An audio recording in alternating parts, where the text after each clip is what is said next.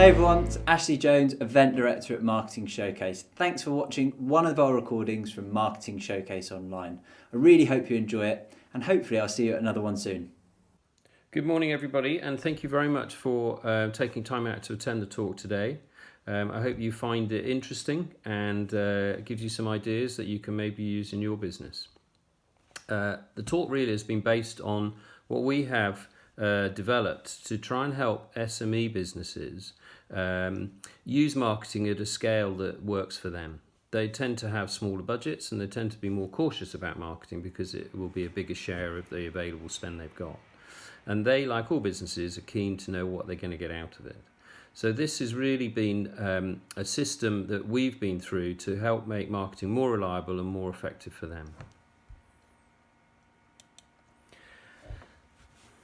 And really, the starting point for all this was that when businesses feel they need to go to market and they need to make more sales, their starting point is always that they've got to be seen, and reach is the key to success. The more people that see it, the more sales that will follow is the basic assumption. And in our view and in our experience, this is an expensive and a slow way to work. It's not really practical for most SMEs to work this way because it would just require too much money. What they're looking for is something that is quicker and cheaper for them to reach out to the market and generate more sales. And the starting point for us with all this was that they don't actually need to reach the whole market. Because if you look at, this was some research done in America, if you look at the market, at any one time there's only really 3% of the market that are ready to buy and are looking to buy.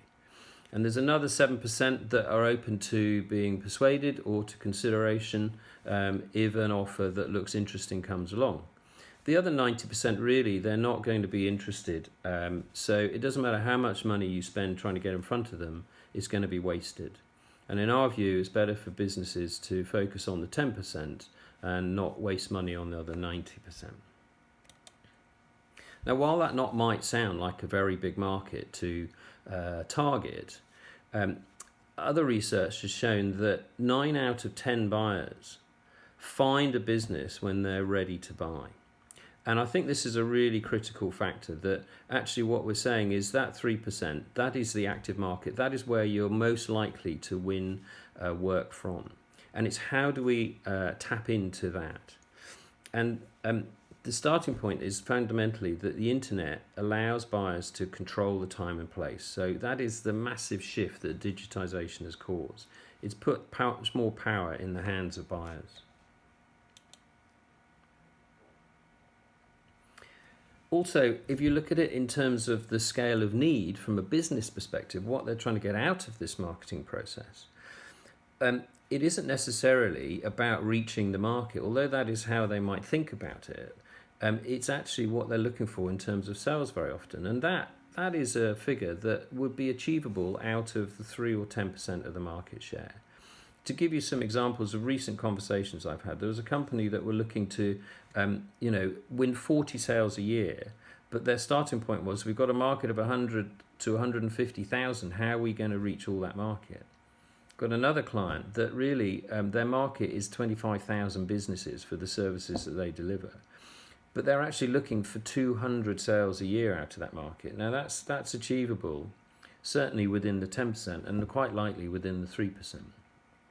We have another client who started a new product going into a market last year, and their goal was 1 sale in the first year because it was a new product. Now, that at a scale, if you look at it in terms of the business need, is perfectly achievable out of a much smaller market share, and you don't need to try and reach the whole market. We think of it in terms of a process built around alignment to the buyers and to those people that are looking, rather than awareness of the whole market. And it's alignment to what they're looking for to help them make the right choice and what they perceive as the best choice for them. And it's where they go to find it. If you understand and you tap into those two, you're likely to get a much better return on your marketing investment. And a lot of our strategy and the title of this talk was based around this one piece of research, which I think is really central to this whole active demand model.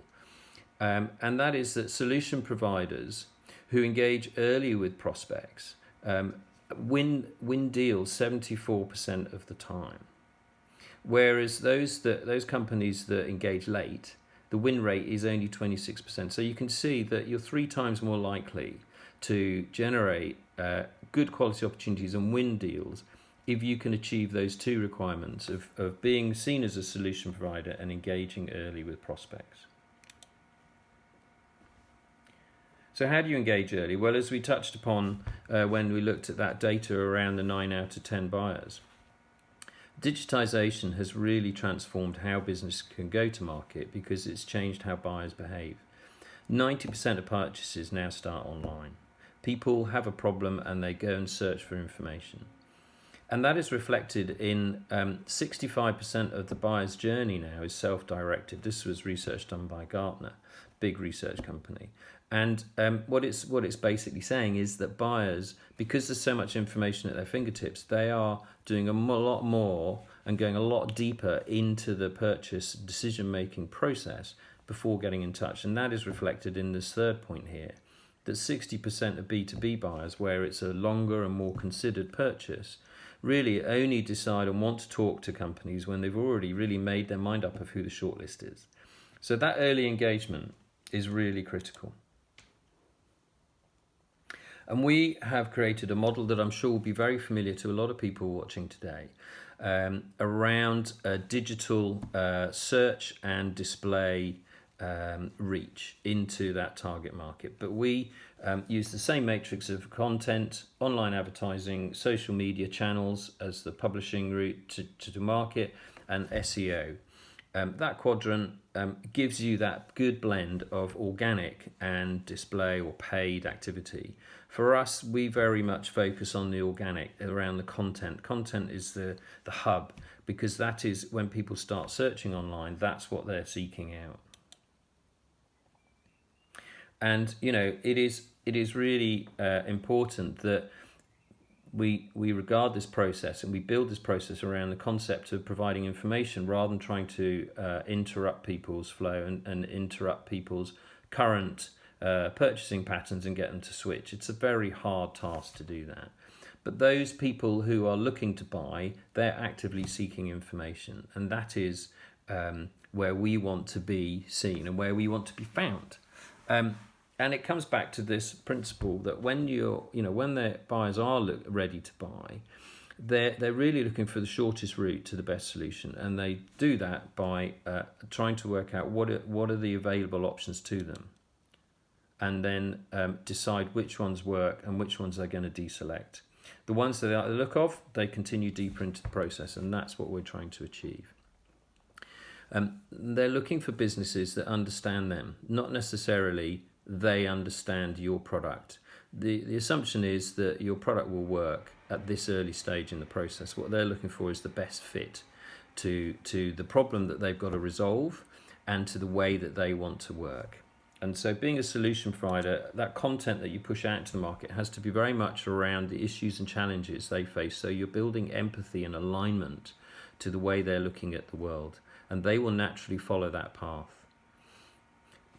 Once we've made that initial engagement, the critical part with this is being active, not passive in the buying process. A lot of marketing activity starts with high-level engagement and a lot of spend at that top end, that first reaching out to the market, but it doesn't really then go any deeper.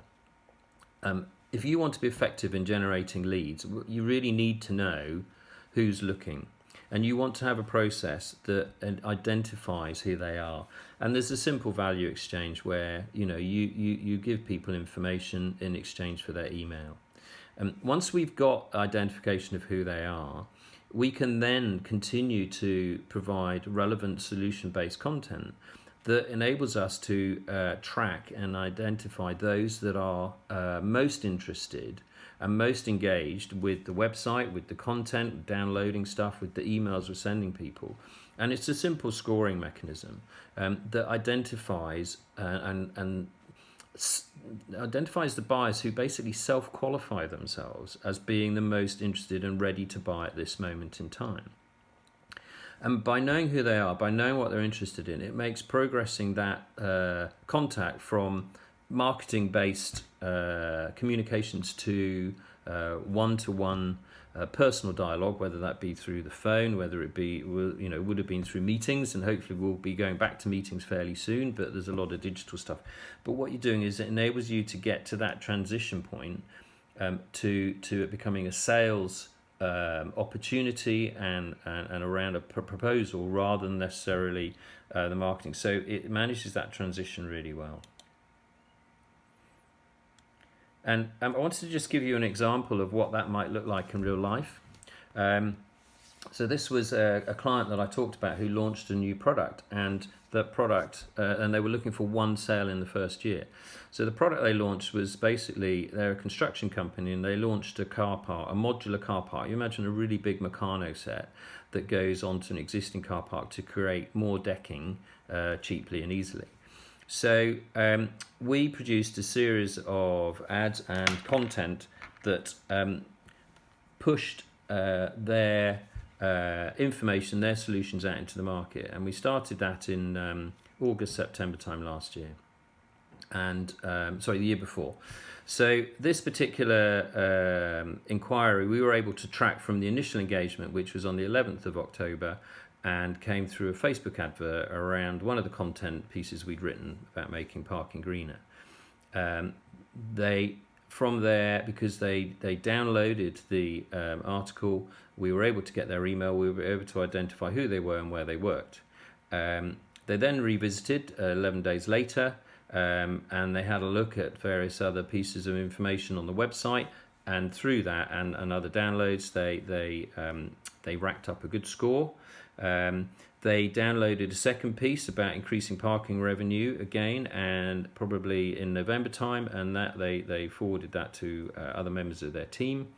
And in the middle of January, the client found out that they were the preferred bidder for a car park project that this particular council had, and they subsequently went on to win that. So and it was over £2 million project. So I don't think we will ever exceed our return on investment from a 21p ad on Facebook that delivered a £2 million project. But it was the principle of how we were able to identify the start point and each stage within between that.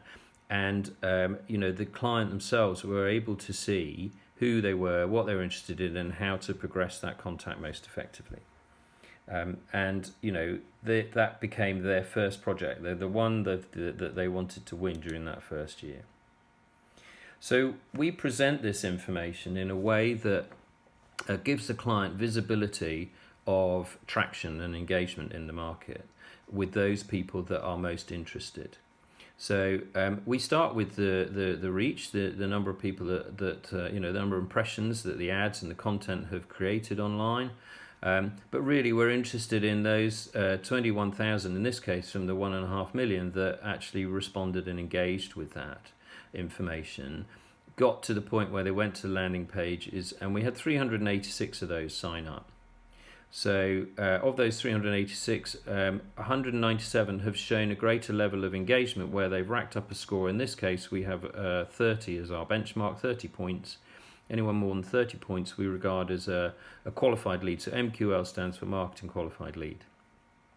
At that point, they're given to the sales team internally within the business. They identified 115 opportunities out of those 197. And so far, in 16 months, 6 of those have converted into projects worth £8 million. And there's another 8 projects which are at advanced proposal stage, worth between another 10 and 20. So they've got a good return, and they've been able to have complete clarity on how those 6 sales and that pipeline of 8 other projects and 115 opportunities have been created. So if we look at that in terms of outcomes and ROI, we've got 197 leads, as we say, 6 sales, Now, the cost to deliver that campaign, to start that engagement process off with those prospects, was £44,000. So if you look at that in terms of ROI, for every pound they've spent, they've got £180 back. If the other 10 to 20 million at proposal stage land, then obviously that changes the potential return for every pound spent anywhere between £400 and £600. So the appetite for that business to continue to invest in marketing and develop more opportunities, they're quite happy to do that because they can see there's a tangible link between spend and return. I want to take another example, again, of another client of ours, but this is a much lower value. The average value for this kind of client, this is a training company that works in the care sector, is between £2,000 and £3,000. It's interesting, it was around 1,600, and one of the outcomes of this process over the last 6 months has been to see a dramatic increase in the average value, because we're dealing with and we're identifying and building a pipeline around much better qualified and more sales ready leads.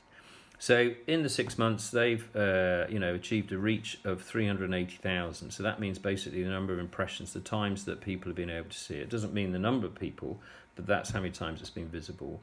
The key figure then for us, as I say, is the 8,500 that have engaged with it, that have led to 2,800 page views. Now this is these ratios you can see are much higher than in the car park one, because it's much more of a broader canvas in terms of market and in terms of product. The other one was very niche.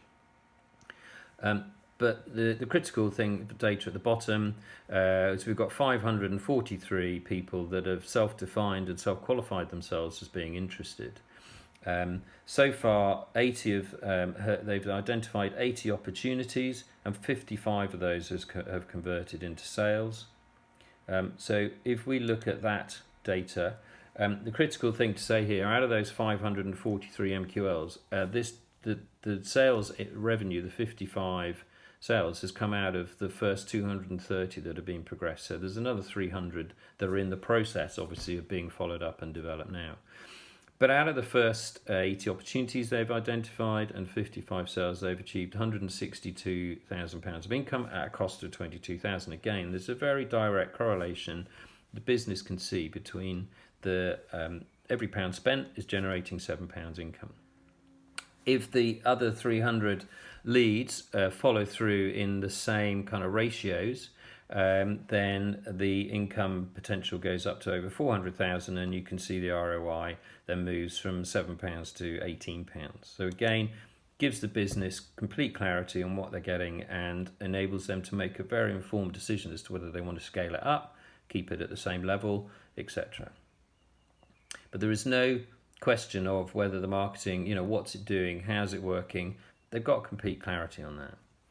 And the really important part, there's always this debate about the disjoint between marketing and sales. Well, if you build this process where you're delivering qualified leads to the sales team, it gets rid of a lot of that, because they're obviously doing their own stuff as well, but this gives them another channel and another steady flow of opportunities that are of a high quality and are ready to be further qualified by the sales team and defined whether they're opportunities or not. And for us, this is really critical, because talking to a lot of friends of mine who work in the sales environment, they're very frustrated as salespeople, because where they're expected to self-generate leads, they're really only probably spending between 10 and 20% of their time actually face-to-face selling, which is what they're employed to do. And the rest of the time is spent trying to actually generate the opportunities in the first place. If you can give them a steady flow, you can adjust that much more, so there's much more face-to-face selling time, rather than them having to do the generation. And there is also just fundamentally improves the opportunities for success and the win rate. Car park example I mentioned. It was a new sort of market for our client, but the product itself is an Italian. The car park itself is an Italian product, and they've been selling throughout Europe and UK for many years before our partner went into a joint venture with them. Now they were experiencing about a 1 in 80 hit rate in terms of the number of people who touched the business but actually were viable opportunities. We've improved that to 1 in 10, which is giving them a much better return. The same with the conversion, with the training company. The conversion rate of opportunities from how they were doing it before, which was telemarketing based, has moved from 1 in 6 to 1 in 4. So it's a 50% improvement. And the critical thing is those leads that they themselves have then qualified. So those 80 opportunities they qualified, they're getting a 2 out of 3 conversion rate on those, which is really motivating the sales team because they're feeling much more effective and much more energized as a result. So for us, it's coming back to this principle of having a very narrow but deep approach with a smaller section of the market, that 3 to 10% of people that are either looking to buy or are open to considering other opportunities. And I think if you look at this concept of process versus activity, whereas a lot of marketing is just driven around how do we make a lot of noise and be seen by the market, if you go for this more process-driven approach, research shows that companies with an effective process achieve consistent and steady growth. In this particular research, it averaged out at 20%. I think that varies from company to company, but the principle is there. And what was also interesting in the same research was those with no or poor processes actually saw a decline because they're over-reliant on repeat and referral work, which, as we all know, suffers natural churn. So you need to be able to talk to strangers. You need to be able to bring new opportunities into the fold. And looking at the training company in terms of, what are the outcomes from the switch from the way they were doing before to this new active demand model, we've been able to reduce their cost of going to market by 60%. So it's a much cheaper route to market. But also, we've been able to increase the revenue. Sales volume has gone up by 30%, but the average value, as I say, that's gone up by 85%. The old method with telemarketing, cold calling, they were averaging about £1,600 a sale. Now they're averaging $2,950. So they've not only increased the volume, but critically they've increased the value as well.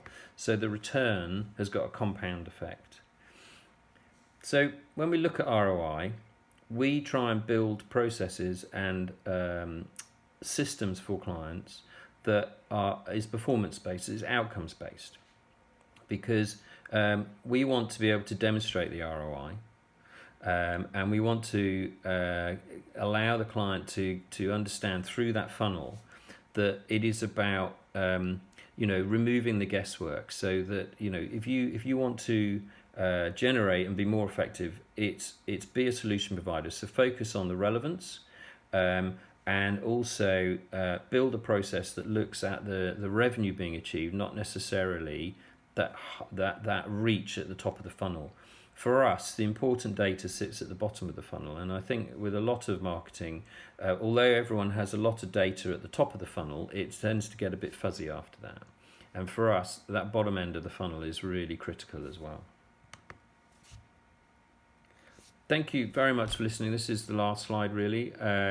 This is the little sales pitch, and we have deliberately developed a process that's very scalable because we work with businesses of all different sizes and scale, and what was important is it gives the business the flexibility to move the level of activity up and down depending on their business requirements at any particular time.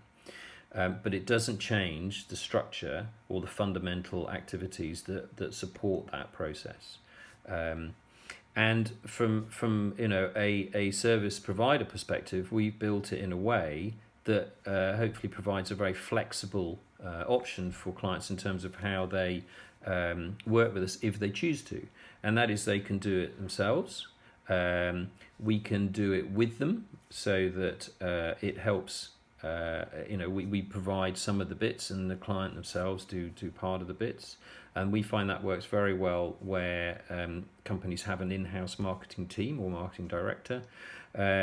And often where you have owner-managed businesses which don't have a defined marketing function, the option they choose is where we do it all for them, because then they know that every aspect is taken care of and they just have a fixed monthly fee. So thank you very much for listening. Hope you find it interesting, and thank you. Hi everyone, thanks for watching another recording from Marketing Showcase Online. I hope you enjoyed it. Just to let you know, we've got all of the recordings uploaded to our brand new YouTube channel, so go over there and check it out if you want some more great content. We run these events once every month, free of charge, so head over to our website to grab tickets for next month's event. I look forward to seeing you there.